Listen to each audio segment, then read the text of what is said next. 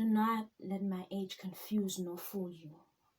I may be young, but I'm old enough to tell the difference between a life we're living and a life we're supposed to be living, which is a life we're denied because of our skin pigmentation, a life we're denied because of the rough hair that sprouts out of our heads, because of the melanin blood that flows in our veins. We are denied this life.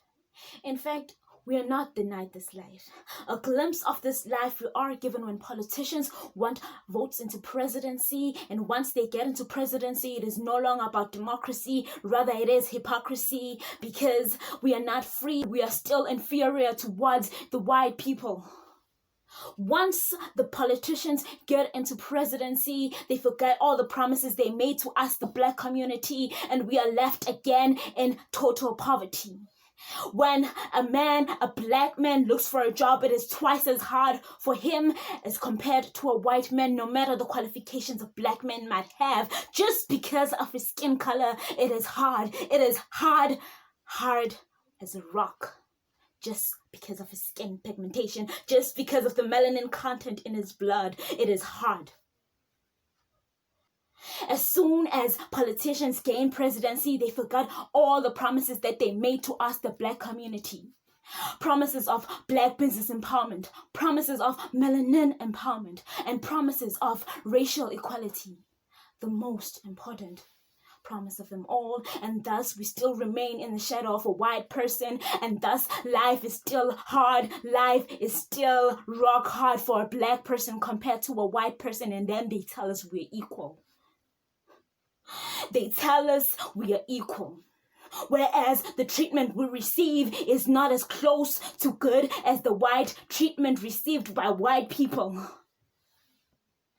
This democracy is too slow. If this is the democracy that everyone keeps on talking about, if this is the democracy that everyone says it is the right democracy, if it is the right democracy, I do not see the democracy they're speaking about. I just see pure hypocrisy. I just see pure hypocrisy as we still in the shadow of white people. To this day, a black man has to work twice as hard as a white man in order for him to be able to maintain a living, in order for him to be able to support his family. And once he fails to do so, and when he tries to go to the government for that, he is referred and called to as a lazy person. Help me understand.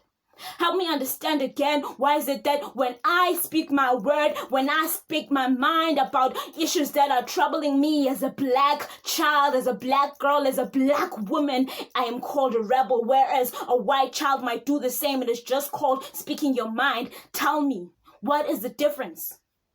Why are we being differentiated? Why again do you go out there and call us equal, whereas we are not, because you do not treat us the equal same way? Tell me, I want to know. Help me understand. I want to know. I want to know, why is it that we are told that that era has passed and is a thing of the past, whereas to this very day, kids in primary schools and high schools are forced to know English as a first or a second language, are forced to know English, like it or not. If they do not know English, if they do not pass English, they do not progress to the following grade. Tell me, is this freedom? If it is freedom, we are equal, tell me, why don't white kids study all our vernacular languages like how we study your languages? Don't tell me apartheid era is no more. It is still lurking in the streets. As long as we black people are seen as inferior towards a white man, apartheid is here to stay.